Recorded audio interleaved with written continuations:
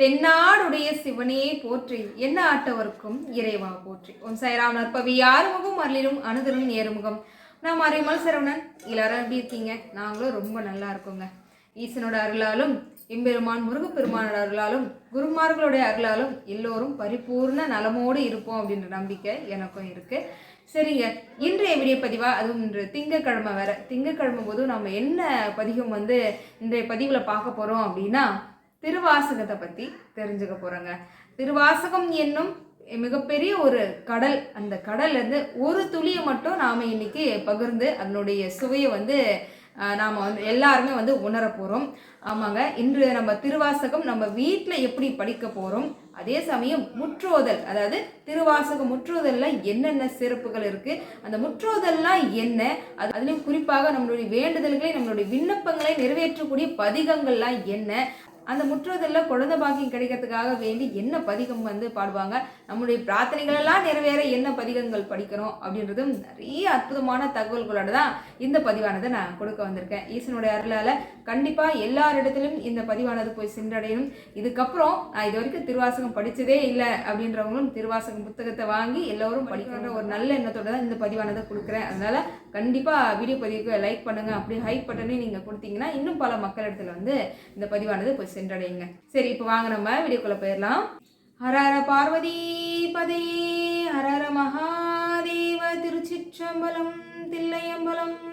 நம சிவாயன் வாழ்க, நாதன் தாழ் வாழ்க, இமைப்பொழுதும் என் நெஞ்சில் நீங்காதான் தாழ் வாழ்க. எல்லாருக்குமே ரொம்ப ரொம்ப பிடிச்சமான ஈசனுடைய மந்திரங்கள்ல இந்த மந்திரம் ரொம்ப ரொம்ப பிடிச்சிருக்கும். மனசுக்கு அப்படியே ஒரு நெருக்கத்தை கொடுத்த ஒரு அற்புதமான ஒரு வரிகள் அப்படின்னு சொல்லலாம் இல்லையா? அதே சமயம் இந்த திருவாசகம் மாணிக்க வாசகரால் சொல்ல சொல்ல எம்பெருமான் நடராஜ எம்பெருமானே அழகா அவரோட கைப்பட எழுதப்பட்ட ஒரு ஈசன் நமக்காக கொடுத்த ஒரு அருள் பரிசு அப்படின்னு சொல்லலாம் இந்த திருவாசகம் என்னும் தேன். 12 திருமுறைகள்ல 8வது திருமுறையா இருக்கக்கூடிய திருவாசகம். இந்த திருவாசகம் புத்தகம் ஏன் நம்ம தேனோட ஒப்பிட்டு சொல்றாங்க அப்படின்னா, தேன் எப்படி வச்சாலும் அது கெட்டு போகாது. அந்த அளவுக்கு ஒரு அற்புதமான நற்குணங்களை கொண்ட ஒரு மருந்து அப்படின்னா தேன் சொல்லலாம்ல. அதே போலதான் இந்த திருவாசக புத்தகத்திற்கு தீட்டு என்பதே கிடையாது. பிறப்பு தீட்டும் இல்லை, இறப்பு தீட்டுமே இல்லை. அதனாலதான் இறப்பு வீடுகளிலுமே சிவபுராணமானது பாடுறாங்க. அவ்வளவு மகத்துவம் வாய்ந்த இந்த திருவாசகம் இப்போ நம்ம எல்லோருமே பாராயணம் செய்துட்டு இருக்கோம். பல இடங்கள்ல திருவாசகம் முற்றுவதலும் நடந்துகிட்டு இருக்கு. இப்போ நம்ம எல்லாருமே திருவாசகம் கைப்பட நாம எழுதியும் எல்லாரும் வச்சுட்டு இருக்கோம் இல்லையா? அது எவ்வளோ ஒரு அற்புதமான ஒரு விஷயம். இப்போ இந்த கலியுகத்துல ஒவ்வொரு நற்செயல்களா எல்லா இடங்களையும் பரவிக்கிட்டு இருக்கு. எல்லா திருக்கோவில்களும் திருவாசகம் முற்றுதல் நடக்கு, வேல்மாறல் பூஜைகள் நடந்துகிட்டு இருக்கு. இது எல்லாமே நம்மளுடைய கர்மவினை எல்லாமே ஒழிஞ்சு இறைவனுடைய பாதத்தில் நாம் எல்லாரும் சென்றடையறதுக்கான ஒரு அற்புதமான ஒரு வழிகள் அப்படின்னு. பல பேருக்கு திருவாசகம் என்றால் ரொம்ப முழுமையாக அதாவது இந்த புத்தகம் முழுக்க நம்ம படிக்கணும், அதுக்கு இன்னும் எத்தனை நாட்கள் ஆகுமோ என்னமோ அப்படின்னு பார்த்து இப்போதைக்கு படிக்க வேணாம், இதை படிக்கிறதுன்னு ஒரு நாள் நேரம் வரும். அதாவது ஒரு 60 வயசுக்கு மேலே நம்ம அக்கடான ஒரு இடம் உட்காருவோம், அப்போ படிச்சுப்போம் அப்படின்னு ஒரு சிலர் இருப்போம். அது எல்லாருமே தான் அந்த மாதிரி இருப்போம்னு வச்சுக்கோங்களேன். அதையெல்லாம் தாண்டி ஈசனுடைய திருப்பாதங்களை பார்க்கணுமா, ஈசனை நீங்கள் பக்கத்தில் இருந்து பார்க்கணும் அப்படின்னா நீங்கள் இப்போத்திலிருந்தே திருவாசகமானதை படிக்க ஆரம்பிக்கிறீங்க. சரி, இப்போ நம்ம திருவாசகம் நம்ம வீட்டில் எப்படி படிக்கணுன்றதையும், அதுக்கு முன்பு திருவாசகம் முற்றுதல்லாம் என்ன, அதனுடைய சிறப்புகள் என்ன அப்படின்றத நம்ம முதல்ல தெரிஞ்சுப்போம். ஈசன் அப்படின்னாலே நால்வருடைய பேர் சொல்லாம இருக்க முடியாது. திருஞான சம்பந்தர், திருநாவுக்கரசர், சுந்தரமூர்த்தி நாயகனார், மாணிக்க வாசகர். இந்த 4 பேர்ல மாணிக்க வாசகரால் எழுதப்பட்டதுதான் இந்த திருவாசகம். ஆனால் திருவாசகத்தை முதல்ல ஓலைச்சுவடியில் முதல்ல எழுதுனது யாரு அப்படின்னா எம்பெருமான் ஈசன். அங்கே என்ன நடந்தது, அந்த சம்பவம் என்ன அப்படின்றதையும் நம்ம இப்போ தெரிஞ்சுக்க போகிறோம். மாணிக்க வாசகருக்கு திருவாசகம் எழுத அந்த முதல் வார்த்தை, முதல் அடி எடுத்து கொடுத்தது யாரு தெரியுமா? அதுவும் எம்பெருமான் ஈசன் தான். நமச்சிவாய வாழ்க என்று தொடங்கக்கூடிய பாடலை பாட சொன்னது ஈசன். இதெல்லாம் என்ன நடந்தது அப்படின்னு தெரிஞ்சுப்போம். இந்த திருவாசகம் இவர் ஊர் முழுக்க சிவன் கோவில்களா சென்று பாட ஆரம்பிக்கிறாரு. அதாவது முதல்ல வாய் வார்த்தையா தான் இருக்கு. தமிழ் எங்கெல்லாம் பாடப்படுகின்றதோ அங்கெல்லாம் எப்படி முருகப்பெருமான் ஓடி வந்துடுவாரோ அதே போல தான் அவருடைய அப்பாவை பற்றி சொல்லணுமா, இவ்வளோ அற்புதமான பாசுரங்கள் வந்து இவ்வளோ அழகாக வந்து திருவாசகம் வந்து பாடிக்கிட்டு இருக்காரே அப்படின்னு சொல்லிட்டு ஈசனுக்கே ஒரு ஆசை வந்துருச்சான். என்னன்னா, இது இவரோட போயிடக்கூடாது, எல்லா மக்களிடத்துலையும் கொண்டு போய் சேரணும், எல்லாருமே திருவாசகமானதை படிக்கணும் அப்படின்ற ஆசை ஈசனுக்கு முதல்ல வந்துதான். அப்படி ஒரு நாள் வந்து கோவில் கோவிலாக மாணிக்க வாசகர் வந்து பாடிட்டு இருக்கும்போது ஈசன் வந்து ஒரு அந்தனரா வராரு. வந்து ரொம்ப அருமையாக வந்து பாடுறீங்களே, இதையே நீங்கள் ஒரு எழுத்து வடிவில் வந்து ஒரு ஓலைச்சுவடியில் எழுதக்கூடாது அப்படின்னு கேட்குறாரு. இவர் வந்து இல்லைங்க, எனக்கு வந்து ஈசனை நினச்சி பாடுறதே என்னோட வேலையாக நினைக்கிறேன் அப்படின்னு இவர் சொல்ல, அதற்கு அந்த அந்தனர் வந்து நீங்கள் வேணா சொல்லுங்க, நீங்கள் சொல்ல சொல்ல வேணா நான் எழுதட்டுமா அப்படின்னு வந்து ஈசனே வந்து கேட்குறாரு. ஆனால் வந்தது ஈசன் தான் அப்படின்றதெல்லாம் மாணிக்க வாசகருக்கு தெரியாது. சரி, நான் ஈசனை நினைச்சு சொல்றேன், நீங்க வந்து எழுதுங்க அப்படின்னு இவங்க வந்து எழுதுறாங்க. சரின்னு மாணிக்க வாசகர் சொல்ல சொல்ல ஈசன் வந்து எழுதுறாரு. முழு பாடலும் இரவோடு இரவாகவே இவங்க வந்து மொத்தமே எழுதி முடிச்சாச்சு ஓலைச்சுவடியில. எழுதி முடிச்சதும் கடைசியா வந்து ஈசன் வந்து என்ன மாதிரி கையெழுப்பம் போட்டிருக்காரு தெரியுமா? மாணிக்க வாசகர் சொல்ல சொல்ல திரு அம்பலவாயின் கூத்தனால் எழுதப்பட்டது திருவாசகம் அப்படின்னு கையெழுத்தும் போட்டிருக்காரு. இது வரைக்கும் இந்த நாள் வரையும் அந்த ஓலைச்சுவடி அப்படியே இன்னமும் வந்து தில்லை நடராஜர் கோவில்ல வந்து இருக்குங்க. இந்த மாதிரி அவர் கையெழுத்து போட்டுட்டு அவர் போயாச்சு. இவரும் வந்து அசந்து தூங்கிட்டாரு. மறுநாள் காலையில வந்து கோவில் திறக்கிறது நட திறக்கிறதுக்காக எல்லாரும் வராங்க. அர்ச்சகர் எல்லாரும் வந்து பார்த்தா மாணிக்க வாசகர் வந்து அப்படியே ஆழ்ந்து தூங்கிட்டு இருக்காரு. அவர் பக்கத்துல வந்து நிறைய ஓலைச்சுவடிகள்லாம் இருக்கு. இது என்ன இது எல்லாரும் வந்து கேட்குறாங்க. அப்போதான் வந்து மாணிக்க வாசகருக்கு தெரியுது. அந்த ஓலைச்சுவடியெல்லாம் எடுத்து பார்க்கும்போது அதுல என்ன போட்டிருக்காரு?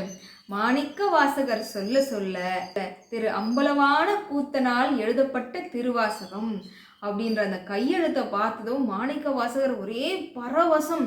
நான் சொல்ல சொல்ல என்னோட ஈசன் வந்து எழுதியிருக்காரா அப்படின்னு அவருக்கு இருந்த அந்த பரவசத்துல அப்பவே வந்து ஜோதியின் ஜோதியமா ஐக்கியமாயிட்டார். அதாவது என்ன நடந்ததுங்க, ஒரு இரவுல இவ்வளோ ஓலைச்சுவடிகள் எப்படி வந்தது, எல்லாமே இவ்வளோ அழகா எழுதப்பட்டிருக்கு, இது என்னது அப்படின்னு வந்து இவங்க கேட்குறாங்க.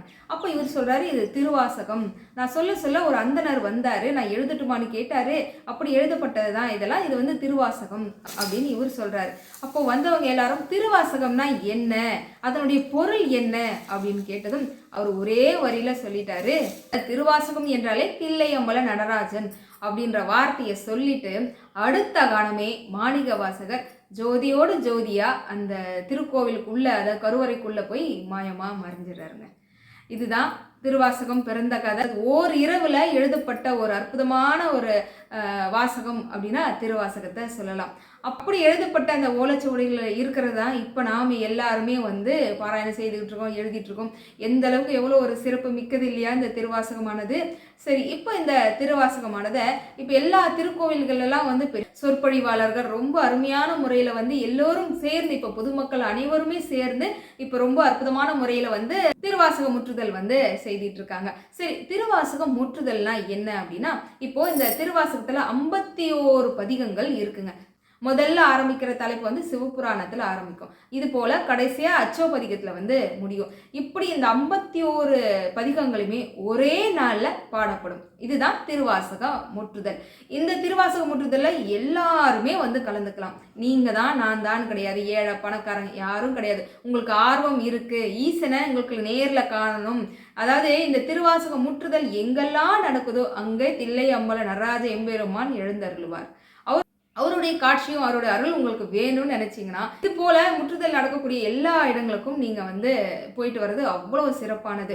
இப்போ ஒரு ஒரு இடங்கள்லயுமே ஒரு கூட்டு பிரார்த்தனை நடக்குது இல்லையா, நம்ம எல்லாரும் இப்போ வேல்மாறல் பூஜைகள்லாம் செய்துட்டு இருக்கோம். நாமளா கோவிலுக்கு போனோம் அப்படின்னா தெய்வம் அங்க இருக்கும், நம்ம தரிசனம் செய்துட்டு வருவோம். ஆனா அந்த தெய்வமே நம்மளை பார்க்க வராங்க அப்படின்னா இது போன்ற கூட்டு பிரார்த்தனைகள் மூலமா திருவாசக முற்றுதல், வேல்மாறல் பூஜை, நம்ம எல்லாரும் மக்கள் எல்லாரும் ஒன்று சேர்ந்து ஒரு பூஜை செய்யறோம்னா அந்த இடத்துக்கு தெய்வங்களே அங்க வருவாங்க.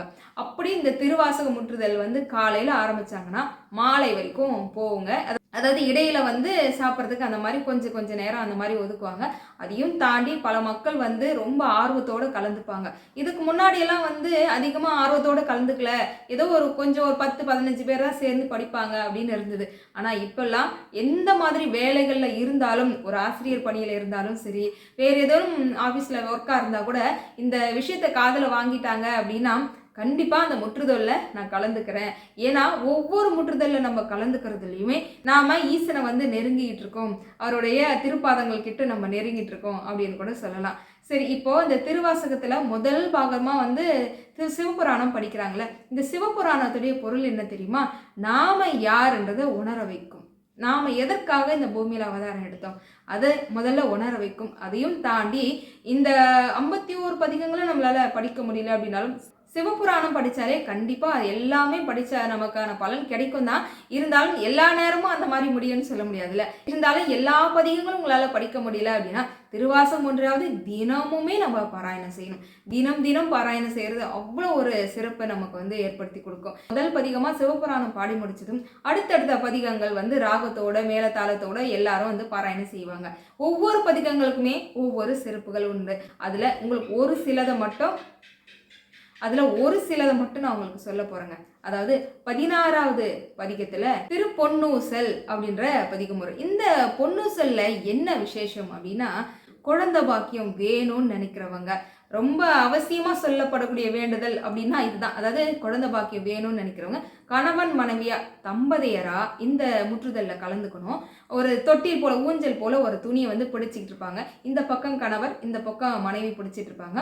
அது துணிக்குள்ள வந்து பார்த்தீங்கன்னா பழம் அல்லது எலுமிச்சம்பழம் ஏதாவது வந்து அதை வைப்பாங்க. வச்சுட்டு இந்த பக்கம் வந்து அந்த பாடல் பாட பொன்னூசல் ஆடாமோ அப்படின்னு ஈசனை மனமுருக நினைச்சு கணவன் மனைவி 2 பேருமே அந்த ஊஞ்சலானதை இவங்க அந்த தொட்டில வந்து ஆட்ட அடுத்த மாதமே அவங்க கருவுற்றுவாங்க. இது சத்தியமான உண்மை. பல பேர் என்கிட்ட சொன்னப்போ சகோதரி வந்து இதை பற்றி நிறைய விஷயங்கள் வந்து எனக்கு திலகாவதி சகோதரி தான் சொல்லியிருந்தாங்க. அதே சமயம் வந்து திலகாவதி சகோதரி நிறைய முற்றுதலில் கலந்துருக்காங்க. அது நிறைய விஷயங்கள் வந்து அவங்க மூலிமா எனக்கு தெரிய வரும்போது அவங்க பொன்னூசல் பதிகம் பாடும்போது நிறைய தம்பதிகள் வந்து இது போல் வந்து தொட்டில் பிடிச்சி ஆட்டுவாங்க. அடுத்த மாதமே அவங்க கருவுற்றுவாங்க. நிறைய பேருக்கு அது போல் வந்து நடந்திருக்கு.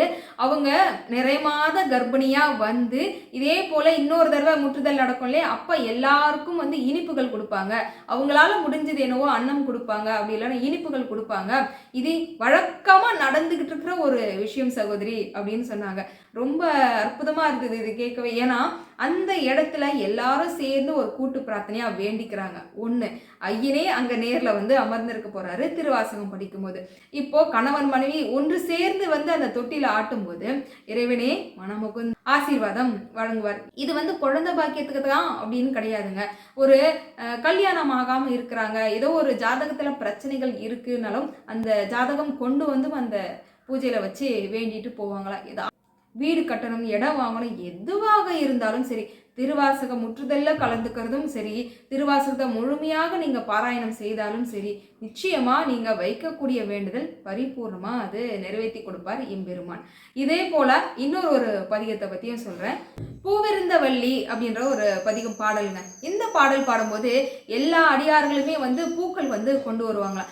நீங்க என்னதான் நம்ம கோயிலுக்கு கொண்டு போய் பூ கொடுத்தாலும் சரி, நம்ம வீட்டில இருந்து அர்ச்சனைகள் செய்தாலும் சரி, ஈசன் வந்து அபிஷேக பிரியர் இல்லையா, அதனால இந்த பாடல் பாடும்போது எல்லா மக்களும் கொண்டு வந்திருக்கிற பூவை வந்து நேரடியாக நீங்கள் ஈசனுக்கு பூ கொடுக்கணுமா, நீங்கள் வாங்கி கொண்டு வர பூவை ஈசனுக்கு நேரடியாக போய் சேரணும்னு நினைக்கிறீங்கன்னா இந்த பதிகம் பாடும்போது எல்லாரும் கொண்டு போய் ஈசனுக்கு வந்து அர்ச்சனைகள் செய்வாங்க. எவ்வளோ ஒரு பாக்கியம் இல்லையா. இந்த பாடல் பாடிக்கிட்டே வந்து இந்த பூக்களால் அர்ச்சனை செய்கிறது நேரடியாகவே ஈசனுடைய திருப்பாதங்களில் பூவை கொடுத்த ஒரு மிகப்பெரிய ஒரு வாய்ப்பாகவும் அமையுமா. இந்த பாடலுடைய சிறப்பு அது. இன்னொரு பதிகம் சொல்கிறேன். நம்மளுடைய பிரார்த்தனைகளை நிறைவேற்றுவதற்காகவே இந்த பதிகத்தோட பேரே பிரார்த்தனை 10. இந்த பிரார்த்தனை 10மே கூட எல்லா விதமான வேண்டுதலுக்குமே வந்து சொல்லி வேண்டிக்கிறதுக்காக முக்கியமாக எல்லாருமே வந்து நம்ம தினமும் கூட இந்த பாராயணம் செய்யலாம். பிரார்த்தனை 10 வந்து நம்ம வீட்டில் இருந்தபடியே கூட உங்களுடைய வேண்டுதல் ஏதோ ஒன்று அதை ஈசனிடம் வந்து வைத்துட்டு தினமும் வந்து நீங்கள் பிரார்த்தனை 10 வந்து பாராயணம் செய்யலாம். ரொம்ப ரொம்ப விசேஷமானது. இப்போ ஒரு சிலரால் முதல்ல வந்து திருவாசகம் ஆரம்பிக்கிற நேரத்துக்கு கலந்துக்க முடியல அப்படின்னாலும் இந்த பிரார்த்தனை 10 நடக்கிற நேரத்துக்கு டான்னு எல்லாரும் வந்துடுவாங்க. எல்லாரும் சேர்ந்து வர வேண்டிக்கிறோம். நம்மளுடைய வேண்டுதல் ஈசனுடைய காதலை விடும்ன்றதுனால முடிஞ்ச வரைக்கும் இந்த பிரார்த்தனை 10 பாடுற நேரத்துக்கு தெரிஞ்சே ஒரு சிலர் வந்து கலந்துப்பாங்களாம். அவ்வளோ விசேஷமானது. நம்ம வீட்லேயும் தினமும் கூட உங்களுடைய பிரார்த்தனை என்னவோ அதை வச்சுட்டு நீங்கள் இந்த பிரார்த்தனை 10 வந்து பாராயணம் செய்யலாம். இன்னும் ஒரு பதிகம் சொல்லட்டுமா? ஈசனை நீங்கள் நேரில் பார்க்கணுமா? அவர் வந்து நிற்கிறத நீங்கள் உணரணும்னு நினைக்கிறீங்களா? அப்போது நீங்கள் குழைத்து பத்தை படிக்கணும். நிச்சயமா குழைத்து பத்து படிக்கும்போது ஈசன் நேரடியாக வந்து நிற்பாரா, அவரோட திருப்பாதங்களை நம்ம பார்க்கலாமா? எவ்வளோ ஒரு பாக்கியம் இல்லை. இதை முழுமையாக அதை உணர்ந்தவங்களுக்கால மட்டும்தான் அதை புரிஞ்சிக்க முடியும். குழைத்து பத்தும் வந்து அவ்வளோ விசேஷமானது. இது நம்ம எல்லாருக்கும் சாதாரணமாக வந்து இதை நீங்கள் படிக்கிறீங்களா அப்படின்னு சொல்லிடவே மாட்டாங்களாம். ஏன்னா எல்லாருக்குமே ஆசை இருக்குமா, அதை நான் படிக்கணும் அப்படின்னு. அப்படி நீங்கள் வந்து எல்லாரும் ஒரு குழுவாக போகிறீங்க அப்படின்னா உங்களுக்கு இந்த குழைத்து பத்து படிக்கிறதுக்கு உண்டான வாய்ப்பு உங்களுக்கு கொடுக்குறாங்க அப்படின்னாவே அது ஈசன் உங்களுக்கு கொடுக்கறது அப்படின்னு கூட அர்த்தமா. அவ்வளோ விசேஷம் வாய்ந்தது. ஒவ்வொரு பதிகங்களுமே நம்ம சொல்லிக்கிட்டே போகலாம். உங்களுக்கு சும்மா ஏதோ 1-2 தான் நான் உங்களுக்கு சொல்லியிருக்கிறேன். ஒவ்வொரு பதிகங்களுமே அவ்வளோ விசேஷங்களை கொண்டது. மாணிக்க வாசகர் வந்து எவ்வளோ அற்புதமாக கொடுத்துருக்காரு. இதனால தான் ஈசன் நினைச்சாரு இது உன்னோட போயிடக்கூடாது, எல்லாருமே திருவாசகமானதை படிக்கணும், பாராயணம் செய்யணும்னு ஈசன் நமக்காக இட்ட ஒரு பிச்சை அப்படின்னா இந்த திருவாசகமானதை சொல்லலாங்க.